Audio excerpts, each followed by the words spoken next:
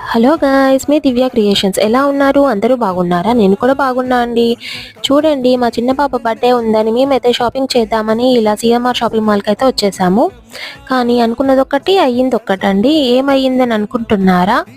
చూడండి, నేను సిఎంఆర్ షాపింగ్లోకి వెళ్ళి వీడియో తీద్దామని అనుకున్నాను. మంచిగా రెడీ అయ్యేసి వెళ్ళామన్నమాట, ఒక వీడియో తీసుకుందాము అని. కానీ అక్కడ వెళ్ళాక మాకు తెలిసింది వీడియో అలో లేదని. అడిగాము, కానీ వీడియో అయితే అలో లేదని చెప్పేశారు.